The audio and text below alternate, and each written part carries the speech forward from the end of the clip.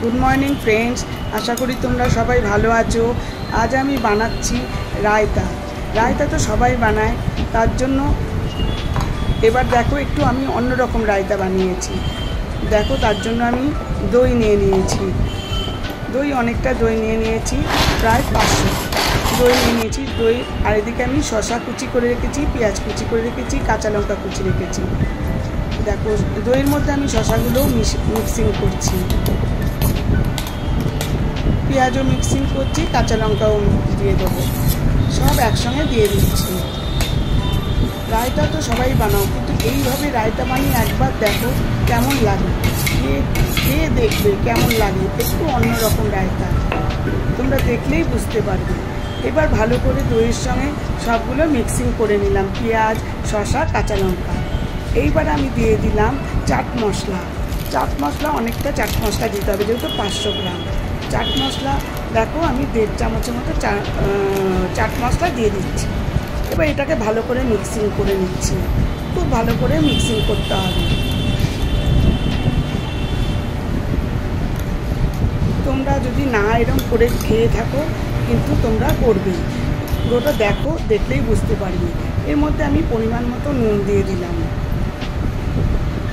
আমি অল্প চিনিও দিয়ে দেবো, অল্প খুব সামান্য চিনি, মিষ্টি কিন্তু একদম হবে না এটাতে, সামান্য চিনি। যেহেতু 1/2 কিলো দই আছে, তাই জন্য টক দই, তার জন্য চিনিটা ওর সঙ্গে ম্যানেজ হয়ে যাবে, যাতে এত টক না লাগে। কেউ তো অতটা টক খেতে পারে না।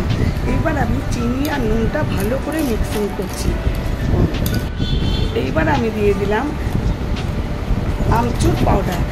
এবার আমি আমচুর পাউডার দিয়ে দেবো, সেটাও প্রায় 1-1.5 চামচ 2 চামচের মতো দিয়ে দেবো। খুব টেস্টি হবে আমচুর পাউডারটা দিলে, আমচুর পাউডারের একটা আলাদা টেস্ট আছে। এবার দেখো আমচুর পাউডারটা দিয়ে দিলাম। এবার খুব ভালো করে সব মিক্সিং করে নেব। এইদিকে আমি অনেক রসুন কুচিয়ে রেখেছি, রসুনগুলো কুচি করা ছিল। এইবার আমি সেটাকে তেলে দিয়ে দিচ্ছি। তেলটা কিন্তু অনেকটাই দিতে হবে, কারণ কি তেলের ওপর থেকে রসুনটা পুরো চেঁচে তুলতে হবে, পুরো ড্রাই থাকবে রসুনটা মুচমুচে হবে।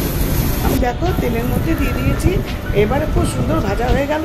এবার আমি মিক্সিতে দইটাতে মধ্যে দিয়ে দিলাম, দিয়ে খুব ভালো করে মেশাতে হবে রসুনটাকে, তাহলেই বুঝতে পারছো একটু অন্যরকম হবে, খেতেও খুব সুস্বাদু হয়েছিল। তোমরাও ট্রাই করবে, অবশ্যই ট্রাই করবে যদি কেউ না করে থাকো। Thank you for watching. Like, share, subscribe অবশ্যই করো। দেখো খেয়ে দেখবে কিরম ভালো হয়েছে।